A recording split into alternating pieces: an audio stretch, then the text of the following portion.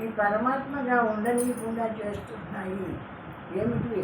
ఇప్పుడు పొద్దున్న చేయవలసిన పనులు, ఇప్పుడు చేసిన పనులు రాత్రికి రేపు చేయవలసిన పనులు, ఈ విధంగా ఈ పనులన్నీ అడ్డపడుతూ ఉండడం వల్ల సహజంగా ఉండేటువంటి తన పరమాత్మ తత్వాన్ని ఎవరు అనుభవింపలేకుండా ఉన్నాడు. ఇట్లు నిరంతరము శాస్త్రాధ్యయనము చేసి శాస్త్ర బోధనలు విన్నప్పటికీ అనేక సంవత్సరములు ధ్యానము తపశ్చర్యలు చేసినప్పటికీ ఒకడు మనసును పూర్తిగా అణుచుకునలేకపోవుటచే ఒక్కొక్క సాధకుడు ఆత్మతత్వమును అనుభవింపలేకున్నాడు. అంత పరమాత్మ విషయాన్ని అనుసరించినా తెలుసుకున్నా, ఇప్పుడు మనం మానవులమే ఉంటున్నాము, మనకేదో శాస్త్రం తెలుసు, విచారణ చేస్తున్నాము, ఇన్ని చేస్తున్నా కూడా ఈ అనేకంగా ఉండేటువంటి వాసనలు ఉన్నాయే, లాగి ఆ పరమాత్మ తత్వాన్ని పైకి రానియకుండా చేస్తూ ఉంటాయి. ఆ జ్ఞానం అనేటువంటి ఆ విషయాలు ఆ పరమాత్మ తత్వాన్ని బయటికి రానియకుండా చేస్తుంటాయి. ఈ విధముగా తాను బోధించిన ధ్యాన మార్గము అనుసరించుట ఎంత ఆవశ్యకమో పై వాక్యమున తెలియజేయుచున్నాడు. అట్లా మార్గము అనుసరించుటచే స్వప్న సుషుప్తుల యొక్క సరిహద్దులను దాటి ఆత్మ సామ్రాజ్యమునకు ప్రయాణించుట కనుగకు అవకాశములను ఆ సాధకుడు కలిగించుకొనుచున్నాడు. కాబట్టి నీవు ఎప్పుడు ఎప్పుడు ధ్యానంలో ఉంటే రావద్దు, కష్టం కదా. కాబట్టి ఏదో తిండి సంపాదించుకోవడము, ఏదో అంత మాత్రంతో ఈ శరీరాన్ని మన బుద్ధులను ఖర్చు పెట్టి ఎప్పుడు తీరికుంటే అప్పుడంతా కూడా ఆ వదిలేసి నిరాకారంగా నిలబడి ఈ జ్ఞానాన్ని, ఈ నిరాకారంగా ఉండేటువంటి ఈ బ్రహ్మత్వాన్ని పొందవాలా. ఎందుకంటే అంత బలవత్తరమైంది ఈ అజ్ఞానము అనేది. ఎంత జ్ఞానం కలిగినా ఆ జ్ఞానాన్ని కప్పేసి పైకి వస్తూ ఉంటాయి. అనేక జన్మల నుంచి అలవాటైన సంస్కారాలు కదా, ఈ జన్మలో ఒక జన్మలో వచ్చినవి కాదు కదా. ఆ అలవాటు ఎక్కువగా వాటిని తీసుకురావడం అలవాటు ఉంది. ఇప్పుడు చేస్తున్నాం ఈ అలవాటు. ఇప్పుడు బ్రహ్మాన్ని తెలుసుకున్నాం, ఇప్పుడు పరమాత్మను తెలుసుకున్నాం. ఆ మనసును అట్లా వదిలేసేసి కేవలం జ్ఞానమాత్రంగా నిలబడము అనేది ఇప్పుడు ప్రాక్టీస్ చేస్తున్నాం. కాబట్టి మనము జాగ్రత్తగా అవి బయటికి రానియకుండా అప్పుడప్పుడు నిలిచి సాధన చేసుకో. అంటే ఒక్కసారి ఎప్పుడో నిలబడి అయిపోయింది అనుకోకుండా మాటికి నిరాకారంగా నిలబడి ఆ పూర్తులను అణిచేసుకో అంటున్నారు. అస్తి నాస్తి నాస్తి నాస్తి వా పునః చలో స్థిరోపయా భావై ఆవృణత్యేవ బాలిశః. అస్తి అనియు నాస్తి అనియు, అస్తి నాస్తి అనియు, నాస్తి అనియు, చలమనియు స్థిరమనియు ఉభయ భావమనియు ఊహించువారై బాలిశులైన పురుషులు తమ ఈ భావముల చేత ఆత్మతత్వమును కప్పివేయుచున్నారు. ఇంకా కొంచెం ప్రయత్నించేవాడైనా కూడా ఒకడు ఉండేనే ఆ విధంగా చూస్తాడు, ఒకడు లేదు అని ఇంకొక విధంగా చూస్తాడు. ఆ ఉంది లేదు అనేటువంటి ఈ భావాల చేత మళ్ళా కప్పబడుతుంది. ఉండి అనుకో, ఆకు లేదనుకో, ఒక బ్రహ్మమే కదా నువ్వు. బ్రహ్మమతంగా మౌనంగా ఉండు, నిశ్శబ్దంగా ఉంటే బ్రహ్మమై ఉండవు. అట్లా ఉండకుండా ఈ బ్రహ్మం ఉంది, అది ఇట్లుంది అట్లుంది అని ఇతరులతో వాదించి, వాళ్ళు వచ్చి అది ఇట్లా లేదని వాళ్ళు వాదించి, ఈ విధంగా వాదించుకుంటూ బయటపడి ఉంటున్నారే కానీ శుద్ధమైన బ్రహ్మత్వాన్ని పొందకుండా ఉన్నారు. ఊరికంటే అందరూ బ్రహ్మస్వరూపులే కదా. మౌనంగా నిలబడు. మౌనంగా నిలబడితే మనసు ఏ రూపం చెందలేదు చూడు, నిరాకారంగా ఉంది చూడు. ఆ నిరాకారంగా ఉండేటువంటి అఖండ రూపమే కదా బ్రహ్మం. అట్లా నిలిచి అనుభవం చేసుకో. అంతేగాని అది ఉందేని లేదని అందరితో వాదన చేసి అట్లా బయటికి ఇచ్చి ఇంకా బ్రహ్మత్వాన్ని కప్పిపుచ్చేటువంటి ఈ అజ్ఞానం పైకి వస్తుంది అంట. జైనులు ఆత్మ అస్థి నాస్తి, ఉన్నది లేనిది అగుచున్నది. ఆత్మ దేహము కంటే భిన్నమే. యయుధ్య దేహమంత పరిణామమే కలదు. దేహం ఉన్నంత వరకు ఆ ఆత్మ ఉన్నది. దేహము నశించిన జైన మతస్థులు దేహం ఎంత ఉందో దేహం అంత ఉంది ఆత్మ అని వాళ్ళ మతం. ఆ విధంగా ఆ దేహం ఎంతకాలం ఉంటుందో అంతకాలం దేహం అంతా ఆత్మ ఉంటుంది, అవతల ఉండదు అని వాళ్ళు రకరకాలుగా అవన్నీ మనకి కోటత్యతత్రయేతాస్తు గ్రహైర్యాసాం సదావృత భగవన్నాపి రష్టో ఈన దృష్ట సర్వదృకు. ఇవి ఆత్మతత్వమును గురించిన చతుర్విధ సిద్ధాంతములై ఉన్నవి. ఒకటి 4 విధాలుగా రకరకాల సిద్ధాంతాలు ఉన్నాయి పరమాత్మను గురించి. ఆ సిద్ధాంతాలను పట్టుకొని ఒక్కొక్కడు ఒక్కొక్క రకంగా వాదన చేస్తూ ఉంటారు. ఆ విధంగా వాదించుకుంటూ ఉన్నారే కానీ వాళ్ళు నిజమైన పరమాత్మ తత్వాన్ని చూసినటువంటి వాళ్ళు కాదు. ఒకడు వీని యందు తగులుకొనుటచే వానికి ఆత్మ సదా ఆవృతమై ఉంటున్నది. సదా ఆవృతమై ఉంటున్నది. ఆవృతం అంటే కప్పేస్తుంది. ఇట్లా వాదించుకుంటూ ఉన్నారు కాబట్టి ఈ వాదం చేత కప్పేస్తుంది ఆ పరమాత్మ స్థితి. దీన్ని వాడు ప్రశాంతంగా నిలిచి ఆ బ్రహ్మీ స్థితిని అనుభవించలేకుండా ఉన్నాడు. అజ్ఞానం చేత కప్పేస్తుంది అంటారు. ఎవడైతే ఆత్మను తెలుసుకొనుచున్నాడో వాడు వీని యందు నిస్సంగుడగుటయే కాక ఆత్మజ్ఞాని ఎగుచున్నాడు.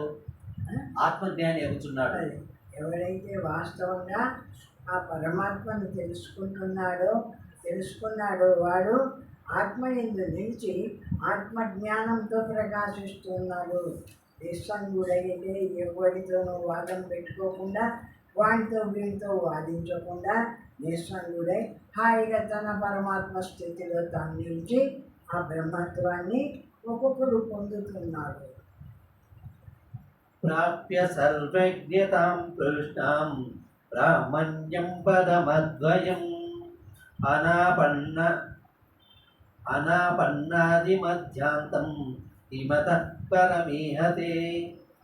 ఆది మధ్యాంతరహితమై అద్వైతమైన బ్రహ్మతత్వ స్థితిని పొందిన పిమ్మట అతను కోరదగినదేమి ఉన్నది?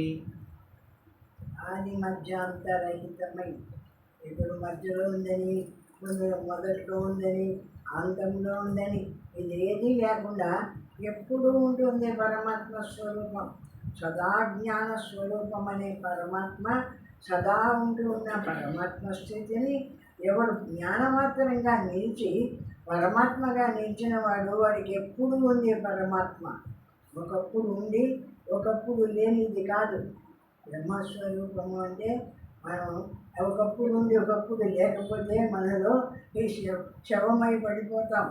అట్లా లేకుండా ఎంతకాలం బతుకుతూ ఉన్నామో ఆ బతికినంత కాలము పరమాత్మ మన స్వరూపమై మనలో ప్రకాశిస్తూ ఎంతకాలం నిలిచి ఉందో అంతకాలం శరీరం నిలబడుతుంది. ఆ పరమాత్మ ఎప్పుడు నిలబడదో, అనంతంలో కలిసిపోతుందో అప్పుడు ఈ శరీరం శవమై పడిపోతుంది. కాబట్టి అటువంటి జ్ఞాన స్వరూపమైన పరమాత్మను ఎప్పుడూ ఉందని, ఎప్పుడూ నా స్వరూపమని, ఆ బ్రహ్మం నేను అని బ్రహ్మమాత్రంగా నిలిచి ఆ అనుభవం చేస్తూ ఉంటే అప్పుడు వాడికి కొంతవరకు కొంత అజ్ఞానం తగ్గిపోయి ఆ బ్రహ్మ సాక్షాత్కారం అవుతుంది. ఇది కదా నా స్వరూపం, ఈ నేను కదా పరమాత్మను అని ఆ బ్రహ్మను, ఆ పరమాత్మను తాను దర్శించగలుగుతాడు. తన స్థితిలో లేనటువంటి వాడు ఏదో ఒక రూపమైనటువంటి ప్రపంచ విషయాల్లోకి పరిగెత్తిపోయి ఆ ప్రపంచ అన్నింటినీ అనుకొని ఆ విషయాలన్నిటి చేత ఈ ఆత్మ కప్పబడిపోతుంది. లోపల ఆ పైకి వస్తున్న విషయాలన్నీ ఇది చేయాలి ఇట్లా ఏదేది అనుకుంటున్నాడు ఆ ప్రపంచమంతా ఆత్మను కప్పేస్తుంది. అట్లా కప్పబడిపోతూ ఉంటాడు జ్ఞానం కలిగినటువంటి వాడు. అందుకే మనమందరం కూడా చెప్తున్నాడు, జ్ఞానం కలిగినటువంటి వాళ్ళం కదా, మాటికి ఎప్పుడు నీకు ఈ విషయము అవసరం లేదో, నీ పని అంతా అయిపోయింది, అవసరం హాయిగా ఆ మాట ఈ మాట అమ్మ ఏమ్మ లేకుండా హాయిగా వదిలేసి నిలిచి బ్రహ్మత్వాన్ని పొందు. మాటికి నిలిచి దీన్ని దృఢం చేసుకో, ఈ జ్ఞానాన్ని దృఢం చేసుకో. మాటికి నిల్చు, హాయిగా నిలిచి ఆ ధ్యానమందు నిలిచి ఆ బ్రహ్మమై నిల్చు. అట్లా మాటికి నిలిచడంతో ఈ జ్ఞాన స్వరూపమైన ఈ పరమాత్మ దృఢమైపోతుంది, ఈ అజ్ఞానము తగ్గిపోతుంది. అట్లా లేకపోతే నీకు మాటికి ప్రపంచం మీదకి పోయి వాడిట్లా వీడిట్లా ఇదట్లా అదెట్లా అని ఈ ప్రపంచమే వచ్చి నీ పరమాత్మ మీద అడ్డపడి నీకు పరమాత్మను తెలియనియకుండా కప్పేస్తుంది అంటున్నాడు.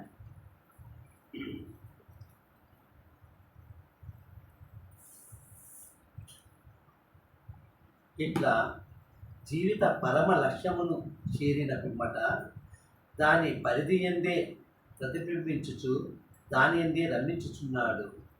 జ్ఞాని అయినటువంటి వాడు ఆ పరమాత్మను తెలుసుకున్న తర్వాత ఇంకా ఆ పరమాత్మ ఎందే నిలిచి మాటికి ఆ నిలబడితే బ్రహ్మమై అన్నీ చూస్తున్నా ఇదంతా కూడా బ్రహ్మస్వరూపమే.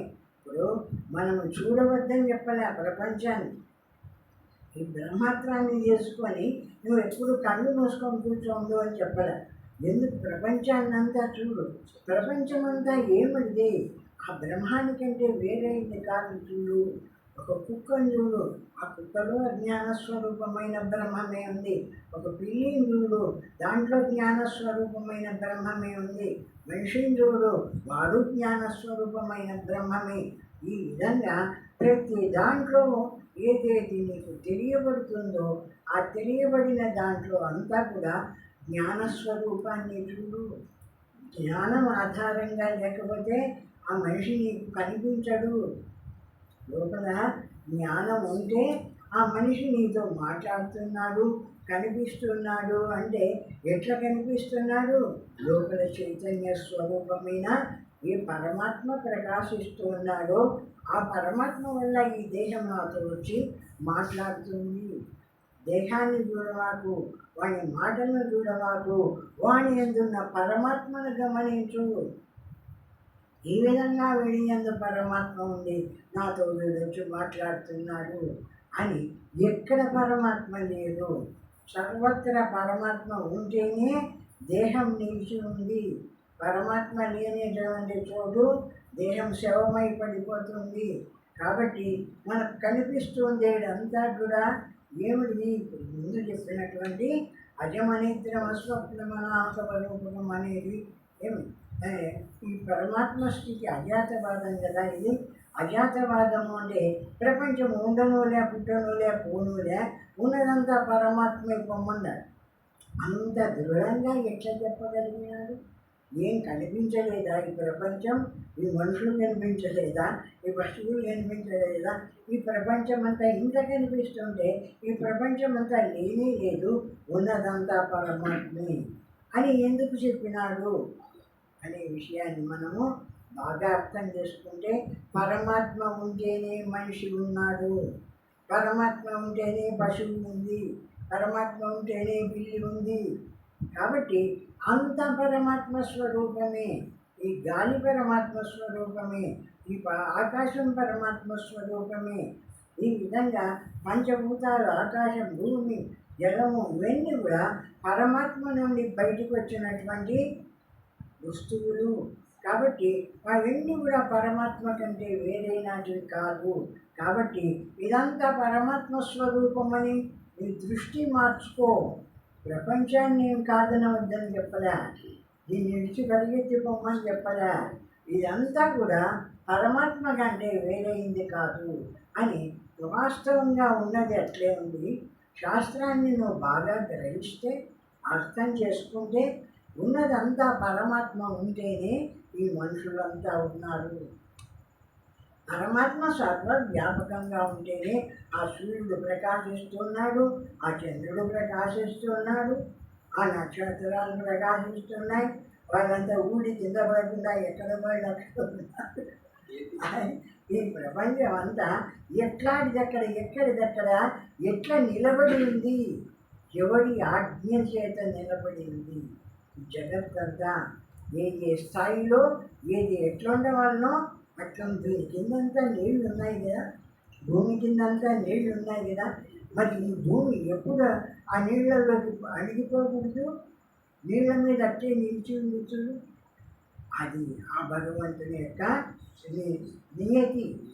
ఇట్లా ఉండవాలా, ఇట్లా ఉండవాలా, ఇది ఇట్లా ఉండవాలా అని ఆ భగవంతుడు, ఆ పరమాత్మ దేన్ని ఏ విధంగా నియమించినాడో ఆ విధంగా ఈ ప్రపంచం అంతా ఉంది, కనిపిస్తుంది. కాబట్టి అంతటా పరమాత్మే ఉన్నాడు. ఈ భూమిని నిలబెట్టిన వాడు పరమాత్మ, ఆకాశంలో ఆ సూర్యుడిని నిలబెట్టిన వాడు పరమాత్మ, ఆ చంద్రుడిని నిలబెట్టిన వాడు పరమాత్మ. ఈ విధంగా జగత్తులోని సృష్టిని అంతా ఏదేది ఎట్లుండవాలనో అట్లా దాన్ని అంతా నియమించి దాన్ని ఒక్క అణువు కూడా పక్కకు పొరపాటున కూడా జారకుండా నిలబెట్టి పట్టుకోండేటువంటి వాడు సత్రూపమైనటువంటి, చిత్తరూపమైనటువంటి పరమాత్మ. ఆ విధంగా అఖండమై సర్వవ్యాపకంగా పరమాత్మ ప్రకాశిస్తున్నాడు. మరియు అట్టి సర్వవ్యాపి, సర్వశక్తివంతము, రహితముకు ఆత్మతత్వమందు సంతృప్తుడై ఆత్మతో ఐక్యము పొందును. అటువంటి బ్రహ్మతత్వాన్ని ఈ విధంగా పరమాత్మ సర్వవ్యాపకమై అంతటా ప్రకాశిస్తుండబట్టి కదా నాకు తాగవాళ్ళంటే నీళ్ళు తినవాళ్ళంటే అన్న నాకు ఎట్లా వస్తున్నాయి ఇవన్నీ.